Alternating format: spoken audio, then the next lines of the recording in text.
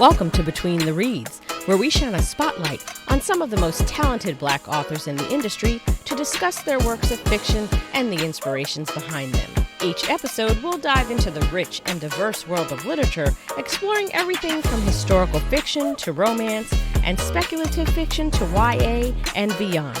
Tune in as we celebrate the voices of Black authors and the power of storytelling.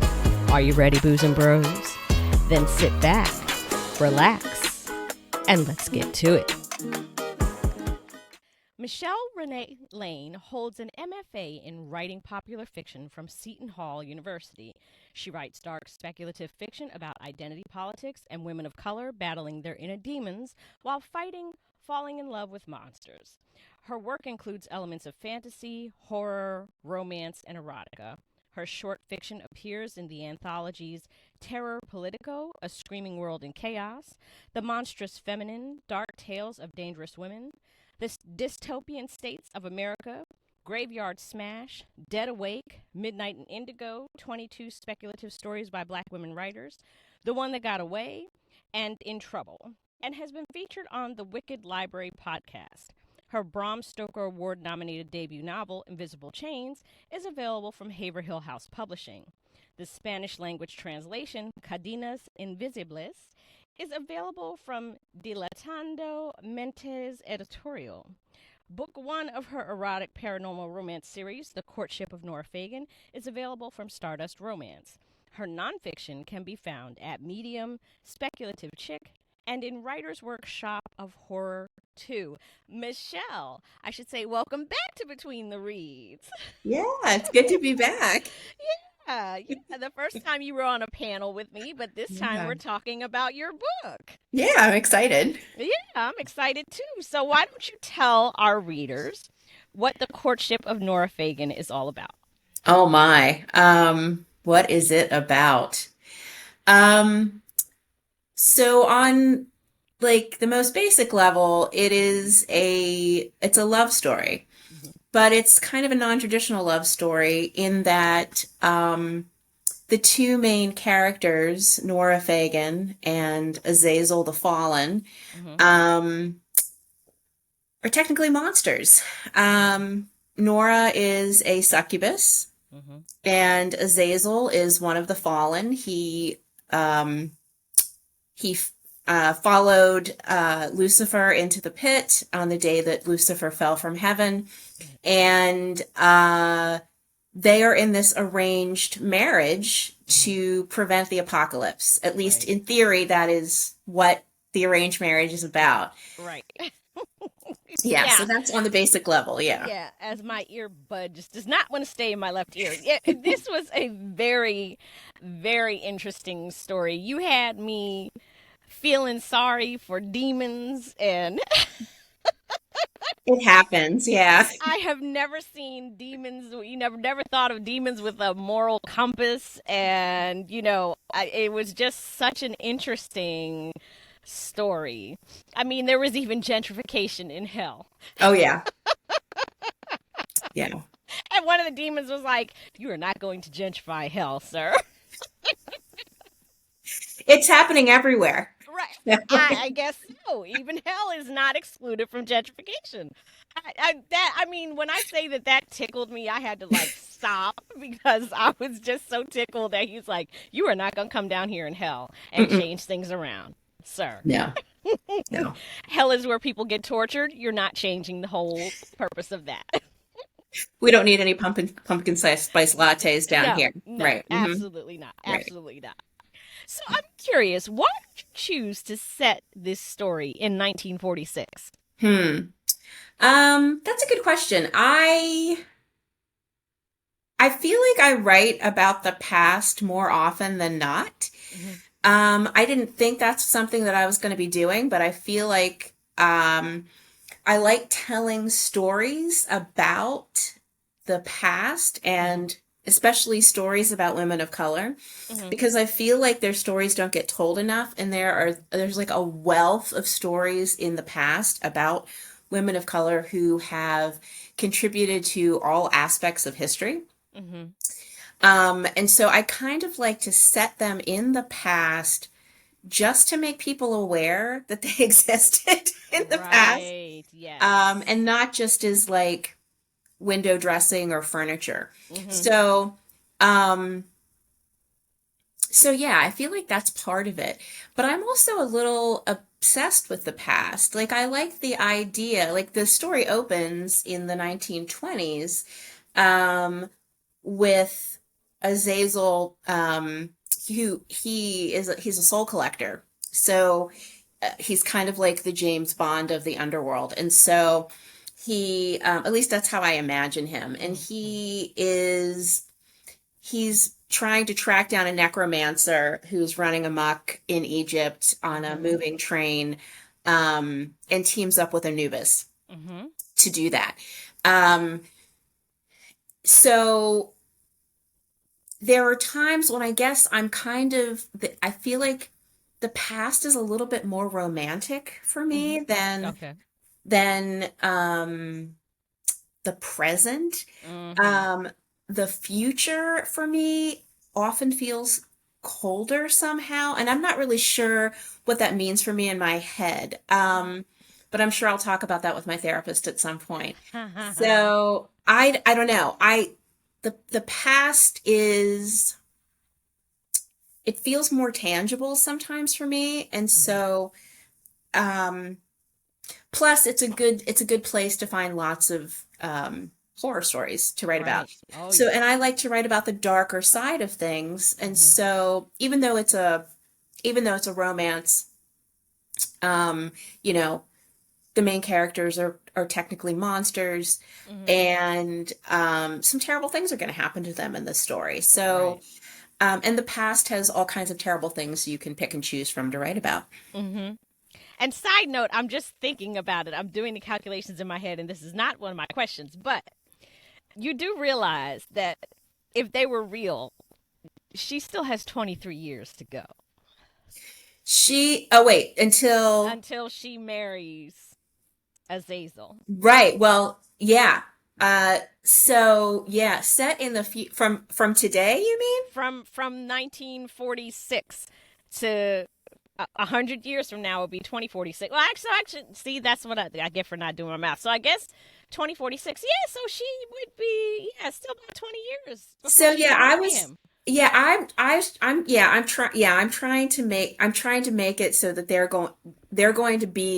will be in the future Uh, eventually. I'll have to write them in the future. right, right. Um, but and that's something like the time I have to keep track of the timeline in my head Mm-hmm. because I don't plot when I write. I'm trying to break that terrible habit. I don't Right. know if I'm going to Mm-hmm. be able to. Right. Um, but I at least try to keep a timeline that makes sense. Mm-hmm. That isn't Mm-hmm. always easy to do. Right. Um, but yeah, they still have a ways to go Yeah, before they'll they be can because get together. it'll be 2046 when they can Yeah. get married. So yeah, Yes. they're still. I Hmm. wonder what they would be doing. I wonder how she's doing right now and who she's doing. Right. I have plans for that. Right. Yeah. I have plans. Oh, okay. Yeah. All right. Yeah. Yeah. So you gave a whole new meaning to hell with Mm-hmm. Lucifer's storyline. Mm-hmm. Tell us about that in relation to how he gave humans the ability to choose and how he chose not to reward bad behavior as we think of it, but instead um, gave them free will and then chose to dole out punishment based on whatever evil they did. Right. I have to give Neil Gaiman a little credit for that Okay. because I feel like he showed us a very different type of Lucifer in his work also. Mm-hmm. A very intellectual Lucifer, Yeah. um, not necessarily driven by the desire to punish, Mm-hmm. but more like, listen, people are going to do bad things anyway, Right.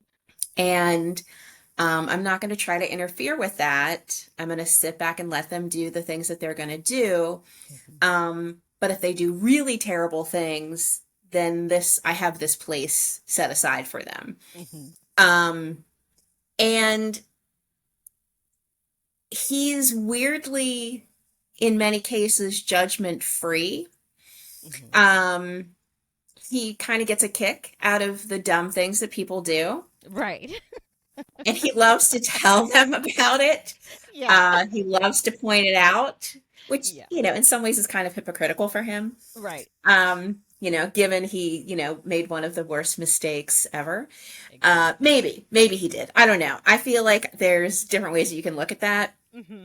He spoke up for something he believed in and then Hmm. was punished more than you'd be hard pressed to find greater punishments in our I'm going to say literary history Hmm. because that's where I fall on that line Right. too. Right. Right. Right. Um, but yeah, so I like the idea, and this is weird because I don't know where this started for me, Hmm. but I feel like I've always felt that Lucifer was punished a little too harshly. Right. Um, because in some ways, depending on how you want to look at things, he was calling for equity, Right. and calling for a more level playing ground. Hmm. So, I don't know that that is necessarily a villain. He's in the gray area for me. Hmm. Yeah, that's a very interesting take, and it did remind me when I was reading in here. He did remind me of Lucifer, the TV series, because my Hmm. husband and I watched that, and I always found myself like feeling for Lucifer. Yeah. Like, wow, he's really, kind of the victim here, Hmm. and then you and Azazel, and I'm thinking to myself, Azazel is like, he is on Lucifer's side, Hmm. and just that whole dynamic. Like I said, I was sitting here questioning myself, like I am feeling sorry for the fallen angel and the demons, and then Yeah. Azazel's always like, I am not a demon. Oh yeah, he takes offense to that. Yes, he gets very upset with that. Yeah. I really, I was like, Azazel, you're a whole demon, and I'm sitting here feeling bad for you. And I swear I heard him like, excuse me, did you not pay attention in the book? Uh-huh. I am not a demon. Thank you Uh-huh. very much. Uh-huh. I am a fallen angel. I Mm-hmm. followed Lucifer. Mm-hmm. Mm-hmm. Yeah, he thinks kind of highly of himself, except when he's like trying to deal with Nora. Yeah. When Nora is on the table, it's everything goes out the window. Mm-hmm. He's vulnerable. Has no self-control. He will gladly kill anybody that says anything about her Mm-hmm. if it's not positive. Yeah. Mm-hmm. She is his Achilles heel for sure. Yeah. Yeah. Yeah. Mhm. Yeah. So, without giving too much away, let's talk about Azazel and Nora's relationship, the spell, and the scales of good and evil. Mm-hmm. Right. Those are all difficult things. It's funny. When I talk about the things I write, I feel like I talk about them as like, oh, I'm writing this silly little love story about these monsters and, oh, it might be fun. I hope you like it, whatever. Hmm. And then I really start thinking about it and I'm like, no, I'm writing about some pretty heavy stuff. And it Yeah. doesn't, and I don't feel like I take that into consideration that much when I'm trying to talk about what I'm writing because I don't think I'm not self-reflective enough, I guess, is the problem.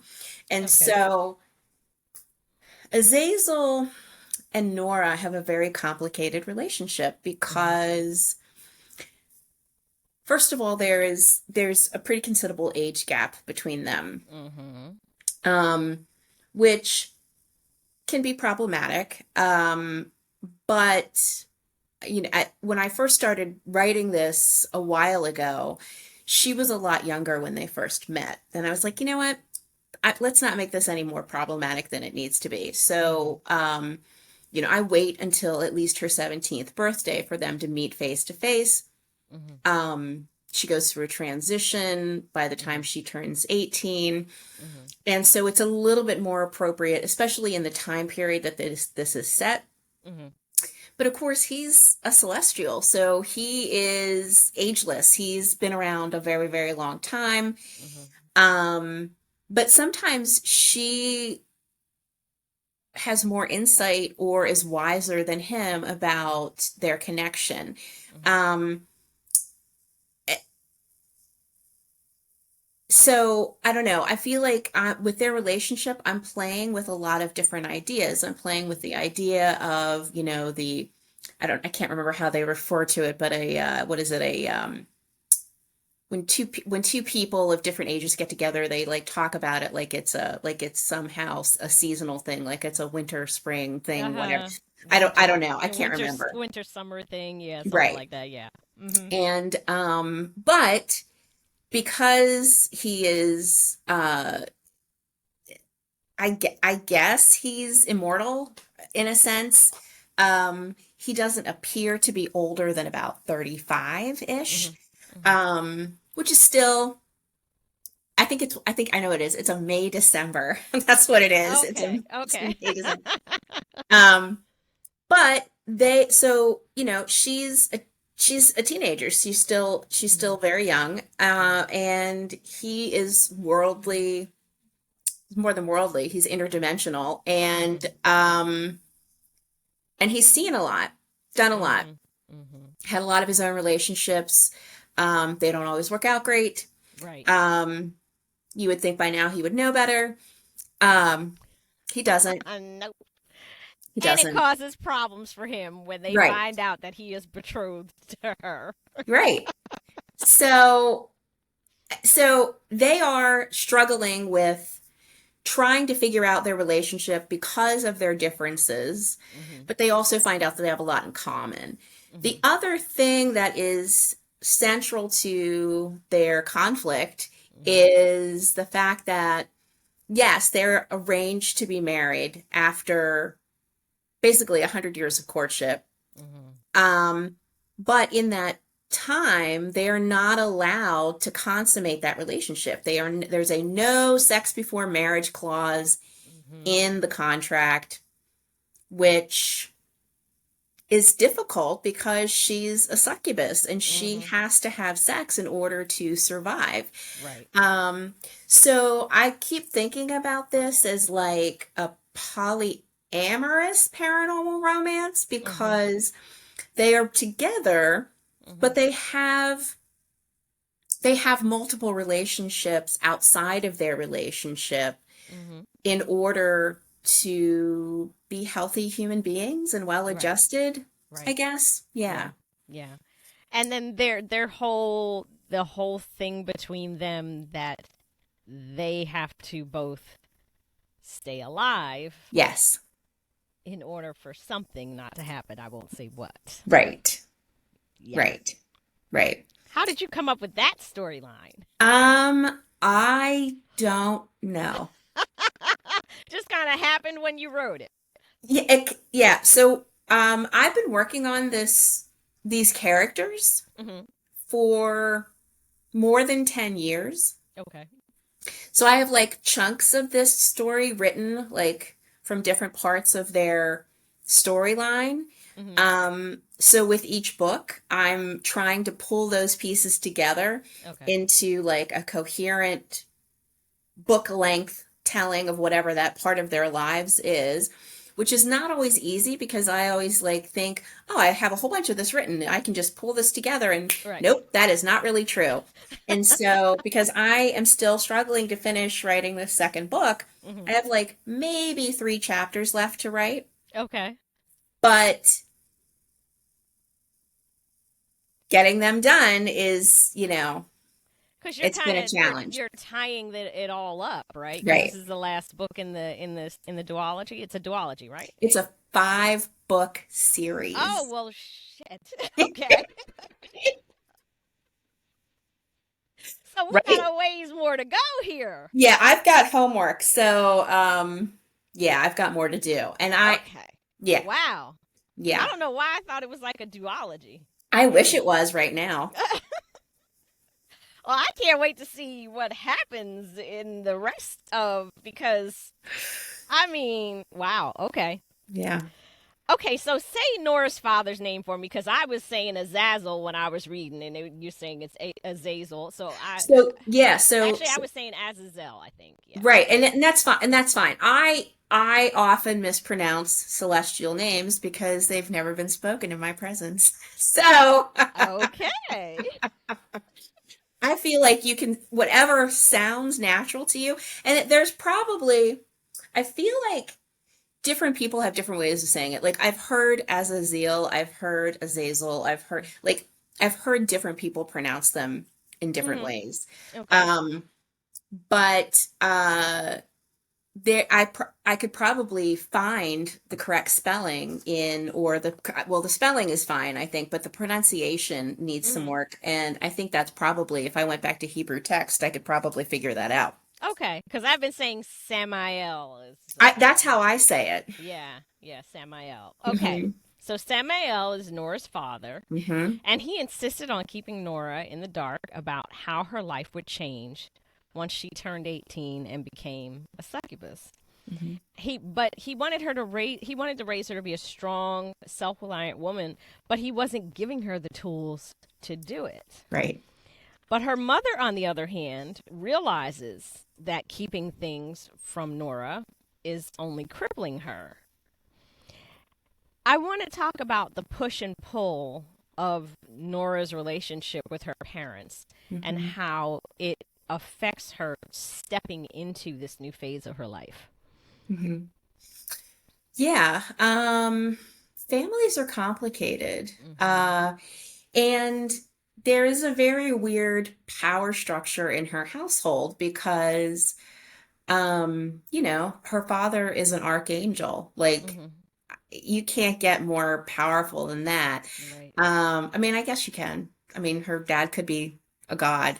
Hmm. Um, but, he's pretty close and Hmm. because he basically has, access to that level Right. of connection and power. Hmm. Um, but he also has a good relationship with his wife, Hmm. who is she's a witch. Hmm. And their relationship, their love story is interesting. Yeah. Um, and I feel like I want to explore their relationship more because I feel like that's kind of important to understand how they are choosing to raise Nora. Hmm.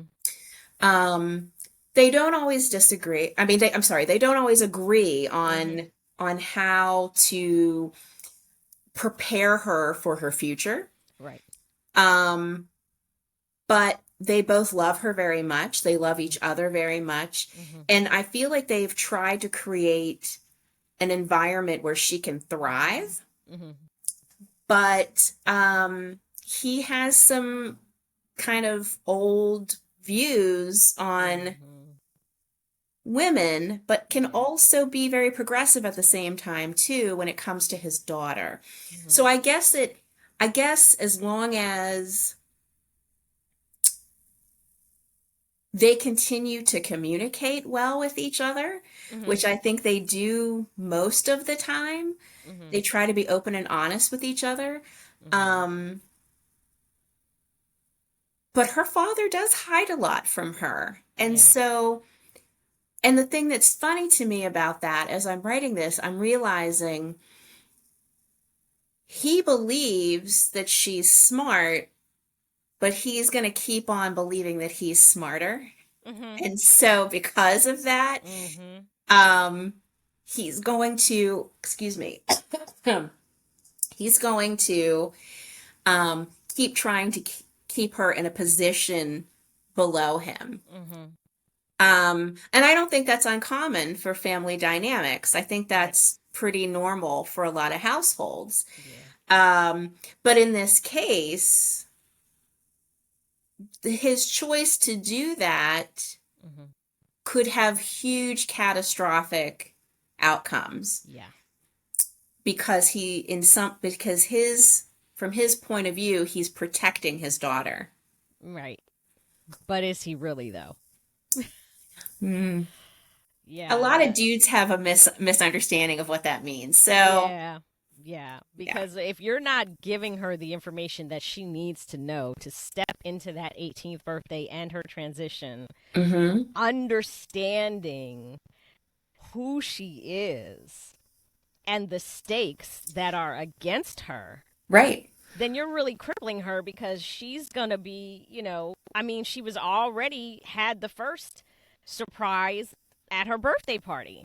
Right. This big ass spider just comes up out the ground and is like coming for her and Azazel. And it's like, and she doesn't understand why. Right.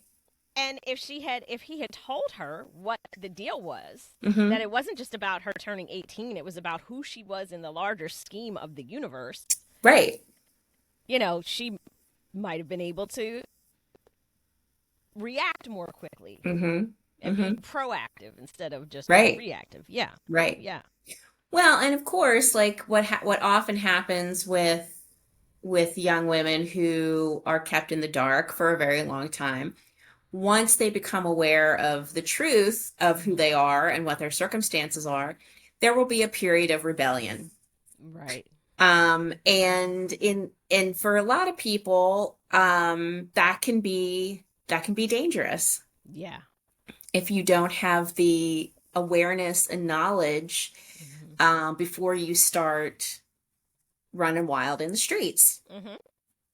And we see that just a little bit Mm-hmm. when she went to the cemetery by herself Yes. because she was just like, I'm going to go. I can do Yeah. this. I know magic. Right. I know what I'm doing. Hmm. Right. Yeah. Yeah. So Nora's mother, Lillian, is Haitian. Mm-hmm. She has quite the backstory, which is Mm-hmm. also how she met her Samael. Mm-hmm. Uh, could have it was tragic, could have been deadly, Mm-hmm. but she came through it and wanted vengeance. Mm-hmm. How do you think that played into her decision to not keep things from Nora? I think that I think that Lillian had a very difficult childhood. Mm-hmm. Um, and in a lot of cases was not allowed to be a child. Uh, she lost her sense of innocence very early, Mm-hmm. was taken advantage of, um, had some really terrible things happen to her. Mm-hmm. She was powerless. Mm-hmm. And I think that she obviously does not want that for Nora. She wants Nora to have more control over her own life, whatever her destiny is, even though she is in some ways bound by this spell or prophecy. She still wants her to have control over her life and to be able to make choices for herself. Mm-hmm. And she wants her to be able to live in the world without feeling powerless or unsafe. Mm-hmm. Because that was Lillian's experience Mm-hmm. for most of her life. Mm-hmm. So she wants more for her daughter. Mm-hmm. And she is in a position now where in theory she is safe. She is surrounded by very powerful beings. She herself is powerful. So she should be positioned to raise a strong woman. Right. Um, but there are conflicts constantly around her that challenge that, including her husband. Mm-hmm. But I don't think that Lillian is going to back down. She's going Mm-mm. to keep, her job is to keep Nora not only safe, but informed Mm-hmm. so that she can make the best choices for herself. Mm-hmm. Hmm. Yeah. And I love the way that in the interactions with her husband, when her husband is just being unreasonable about things, I like the way that she just kind of, pats his arm and it's just like, hold on now. That's not necessary. It's just she's like it's that's not necessarily the best way to do things. She's just a constant reminder to him that I don't think you're going about this the right way, and Right. I'm going to step in here. I understand that, Hmm. you think what you're doing is right, but is it really? And she's saying all that with just a tap on his arm or, just oh, well, Azazel kind of reminds me of you when we first met. She's Hmm. always these subtle but very powerful ways of trying to make him understand that what he's doing isn't the best course of action. Right. Yeah, Right. she's very powerful, but in a quiet sort of way. Hmm. I like her. Hmm. Now I want to talk about Lilith Okay. because I have heard mentions of this woman. Who is she? What is Hmm. what is the actual story behind Lilith? Please expound. So my understanding of her, there are a lot of stories about Lilith, and I think that historically they have all been very negative Mhm. because my understanding is that she was Adam's first wife. Mhm. And if you want to, if you hear the story from a very feminist perspective or, women who dabble in the spooky, Mhm. um, they will tell you there are different versions of this, but at my understanding is that Adam was boring Mm. and she wanted more excitement. And she couldn't tolerate the idea of being told what to do Mhm. by this man. Mhm.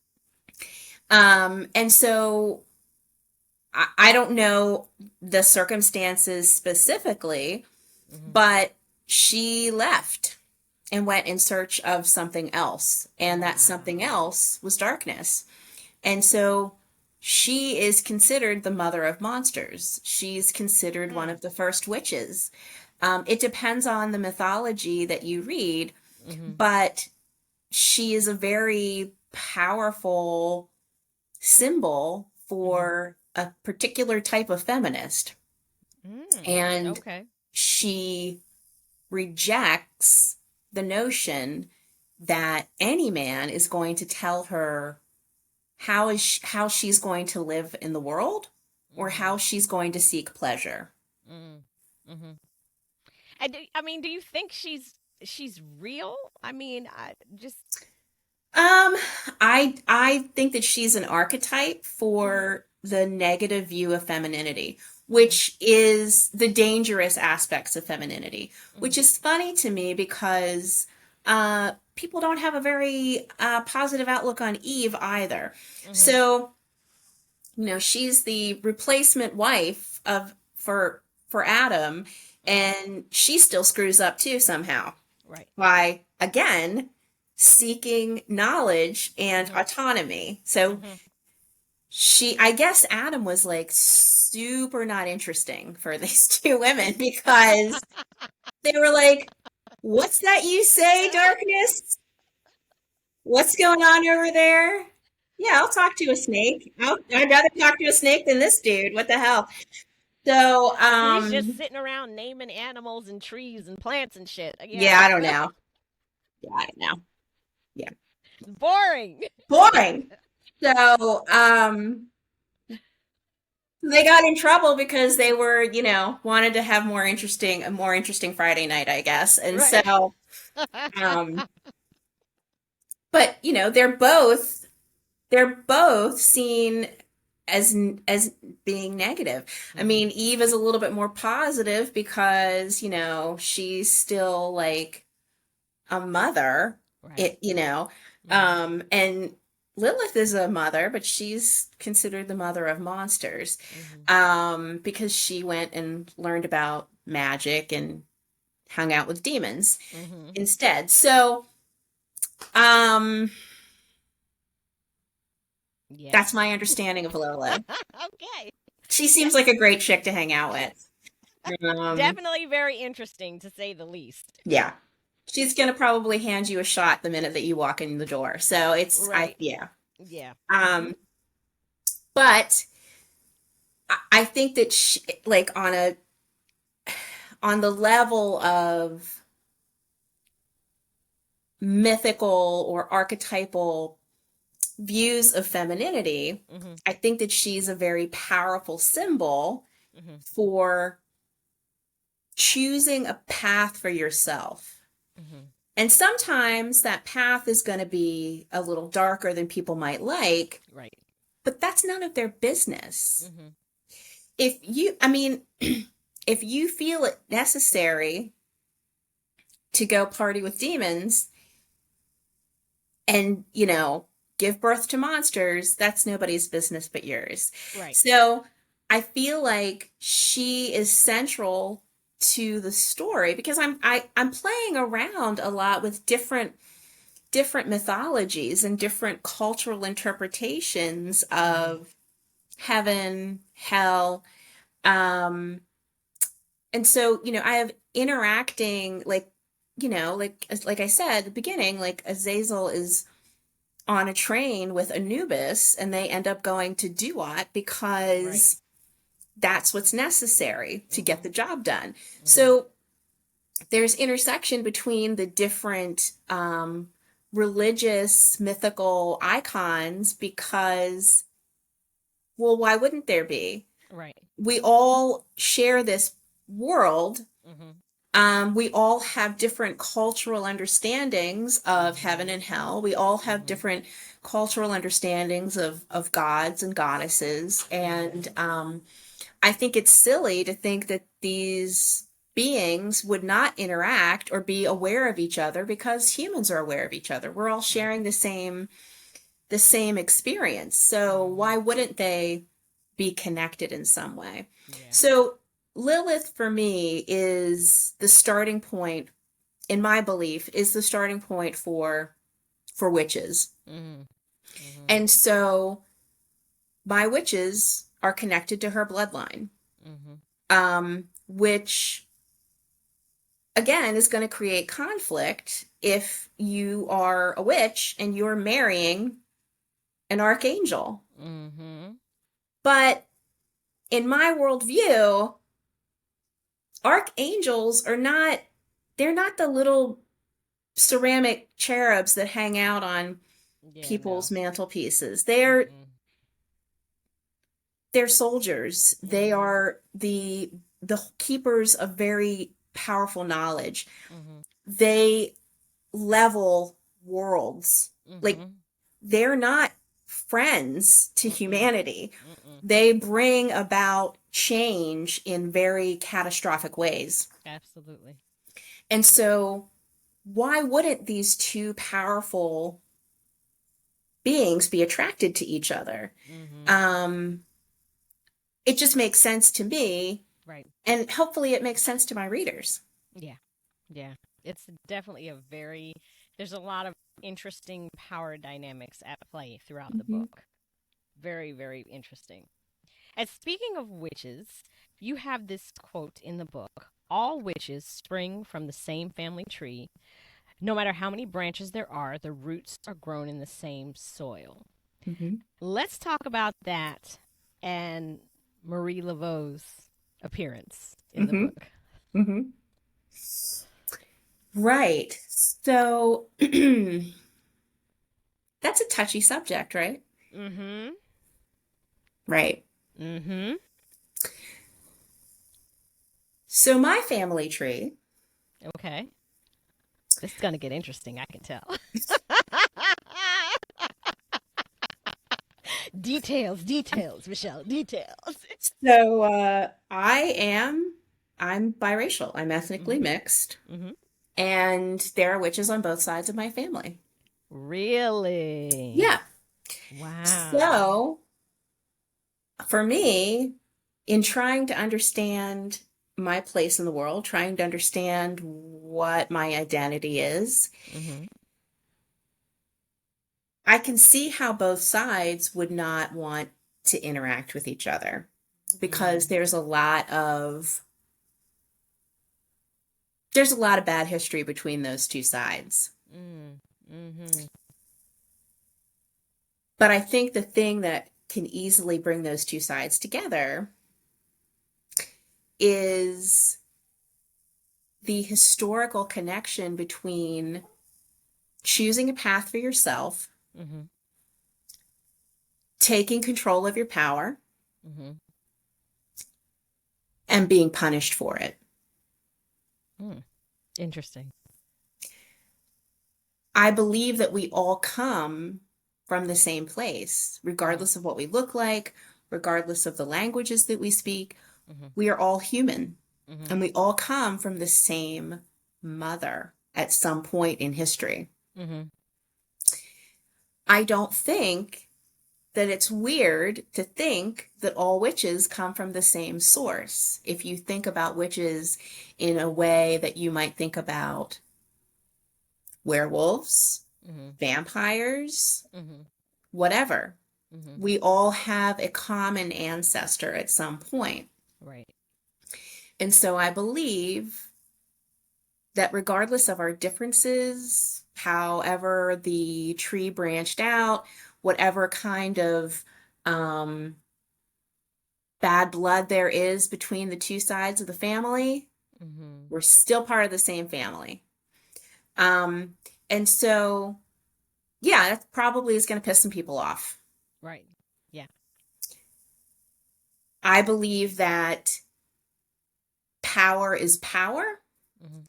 You can choose how you want to share it or not share it with the world. Mm-hmm. You can keep it very private, which is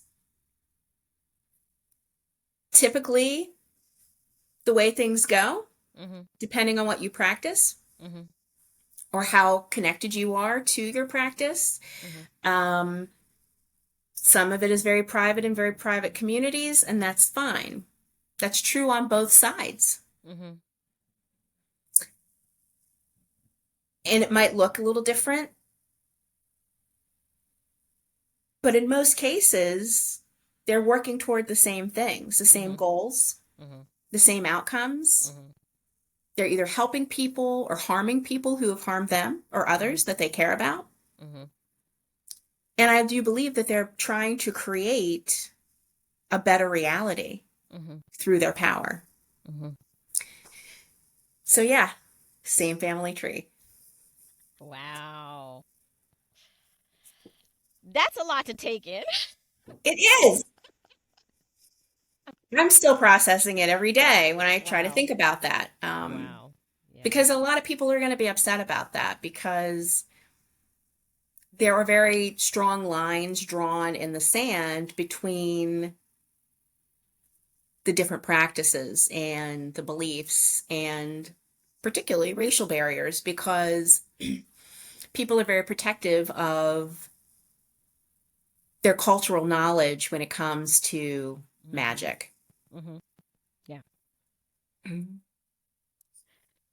And so I'm reading this right when you're saying that you are along that in that descendant line of Marie Laveau. I mean, I would like to believe that that's true. Mm-hmm.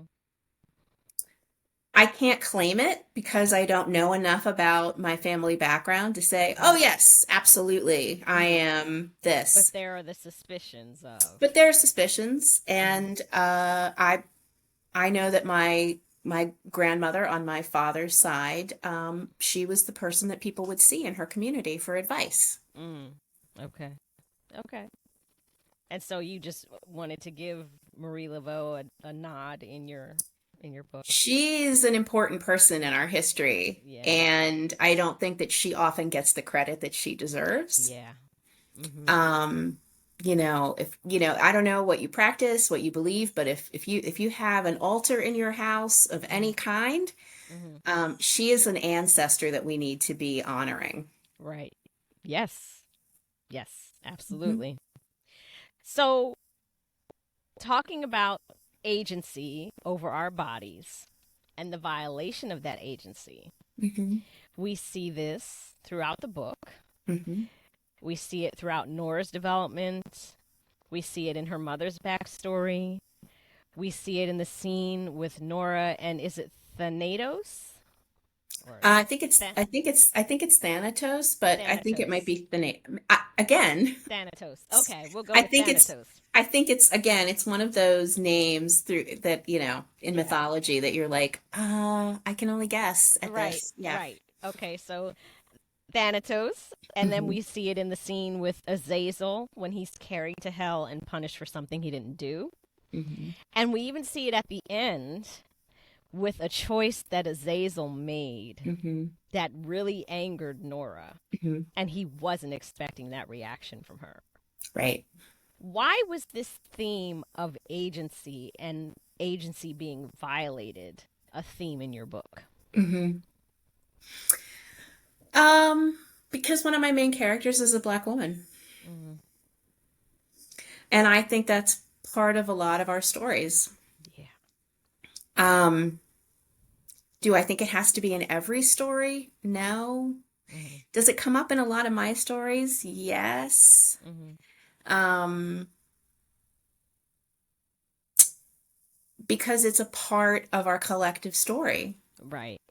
And maybe I'll stop telling that at some point, but I'm not ready to yet. Hmm. I think that it needs to keep being told because it's still a problem. Hmm. Um, Having agency over our bodies is really important. Hmm. And whether people are actually physically attacking or oppressing you, um, there's a lot of crappy legislation out there that's making it impossible for me to decide what I want to do with my body Right. or the next generation or the next generation. And that is unacceptable to me Hmm. because there is no reason for anyone, especially someone who does not currently own and operate a womb, to tell me what I can or can't do with it. Exactly.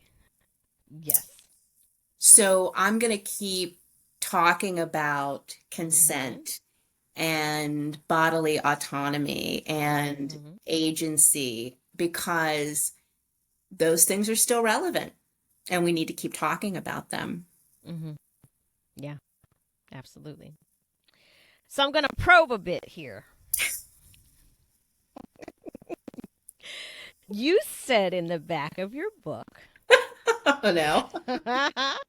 that the heartbreaks you've gone through are material for cautionary tales about falling in love with monsters. Yeah. Yeah. How much of that inspired this story and in what way? Hmm. Um, in in multiple ways. So, when I was younger,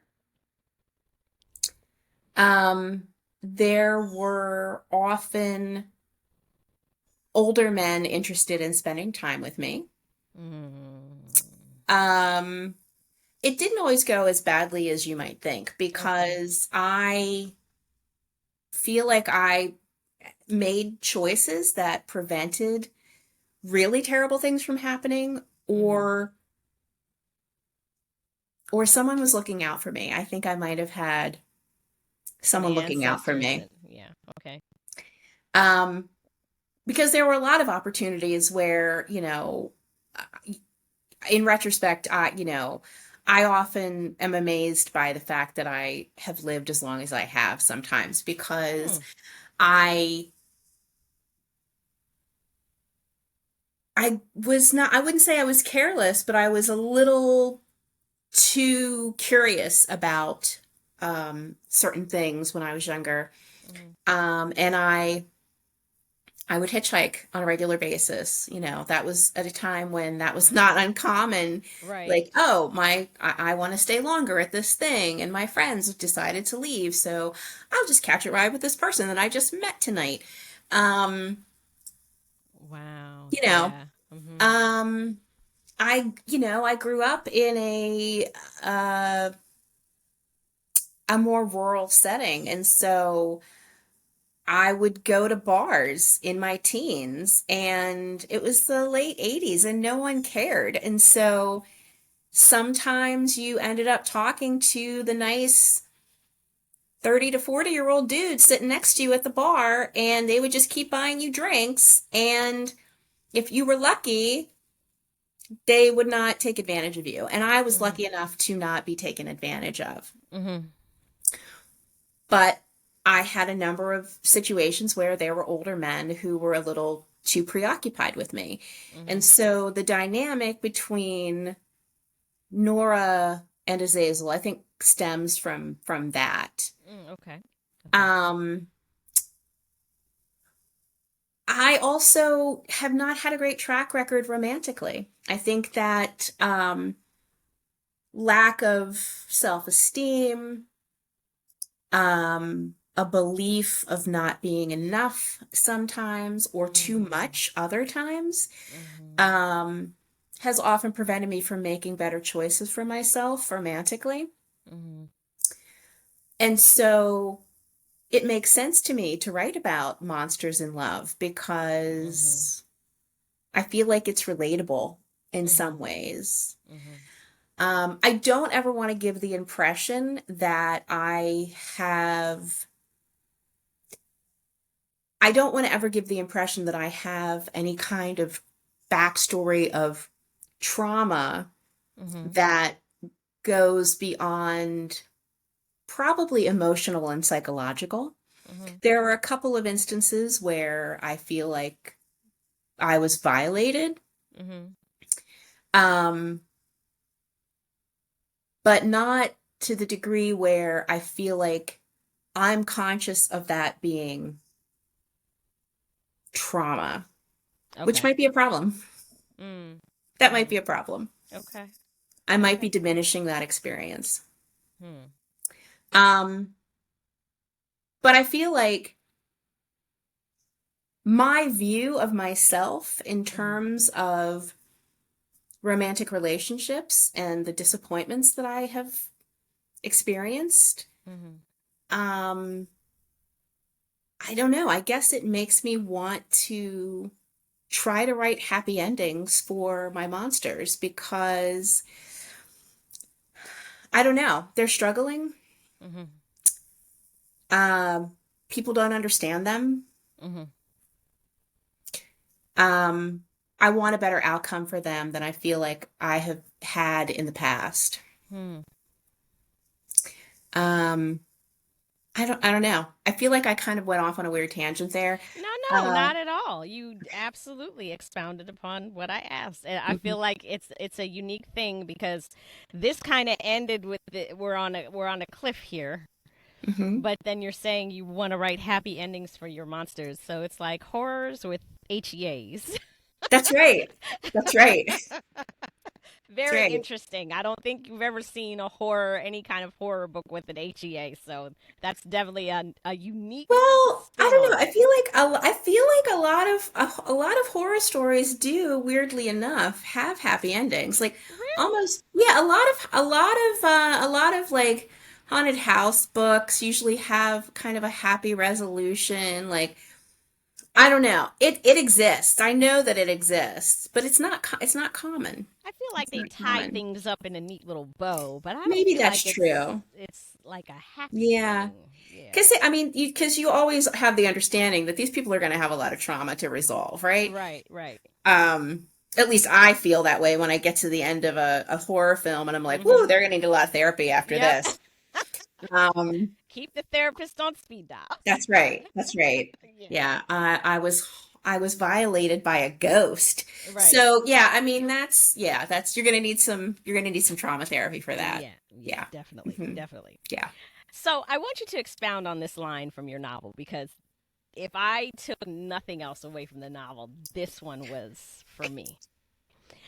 I'm here to tell you that it's okay to be scary if it means keeping yourself safe and living a life on your own terms. Hmm.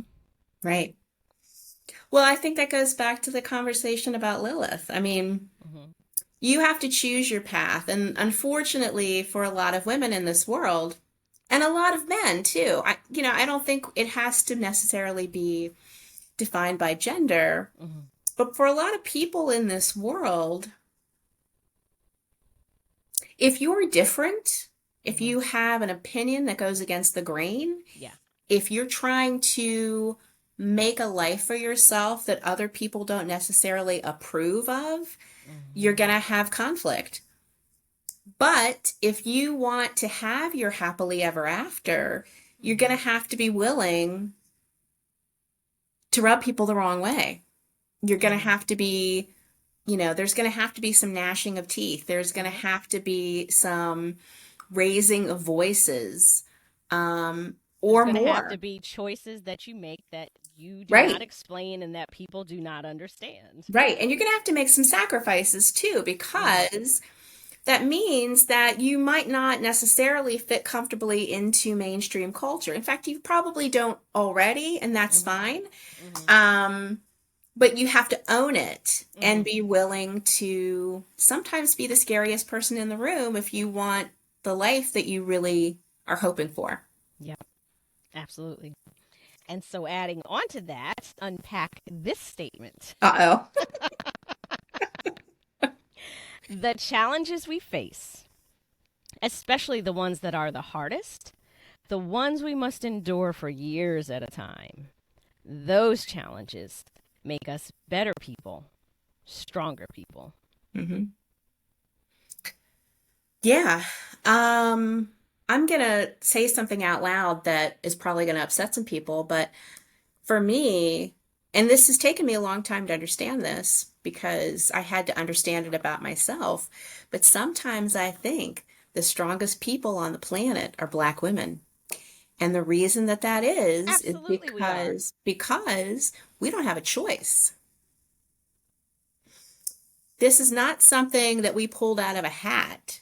That hat was put on our heads and pulled down tight. And so you either make the most of what is handed to you, or you don't get the life that you deserve. Yep, And you deserve to have a wonderful life, regardless of what everyone else is telling you, yep. regardless of what you're telling yourself. Hmm. Because unfortunately, we're often our own worst critics. Yes, I can definitely attest to that. I am harder on myself than 1,000 people could ever be. Hmm. Yeah. Because we are taught to be that. We're not allowed to see ourselves as powerful or beautiful or strong or Hmm. smart or happy, joyful. Hmm. Hmm. So we have to create that for ourselves and each other Hmm. so that we find a place in this world. Yep. Uh, and so yeah, I think the fact that that is a lifelong struggle, Hmm. it's not something that's going to be solved tomorrow. Hmm. There's still a long road ahead of a lot of us. Yes. And the people who are being born today, they're still going to be fighting that. Hmm. That's not going to change overnight. That's not going to change in the next election. It's not going to change in a decade from now. It's still going to be an issue. And Hmm. so it's a long struggle. And so I think that's what I mean by that. You have to be willing to keep fighting no matter how long it takes, because otherwise you're not going to get the life that you deserve. Hmm. And look at the people who fought so that we could be here. Right. Look at what they went through. I That's know. why when you say black women are the strongest, absolutely. That's why I said that, because look at the history. Our history in Africa was interrupted and we were Oh my brought God, here in chains. Okay? that's such a great way of saying it. Interrupted. It was interrupted It's because people interrupted. always think that we were slaves. No, our history was interrupted. We were kings, we were queens, we were Hmm. mathematicians. we were psychologists, we were the philosophers. Mm-hmm. That was interrupted, and Right. we were dragged here, Mm-hmm. and then we were made to endure 250 years of slavery, Yep. another 100 plus years of Jim Crow, and then Mm-hmm. segregation. And we're just starting to come out of that, and black people are just starting to actually have some kind of, agency, but we're also sliding backwards now. We're Mm-hmm. going right back into the Jim Crow, the Oh yeah. segregation. That where it's like we were getting right to, I don't want to say the top, because some things never really changed. They just looked different. They just Mm-hmm. fixed the way that they did it so it was more Right. subtle. But we Right. got to that hill. We were right kind of there, and then the mudslide is happening. Mm-hmm.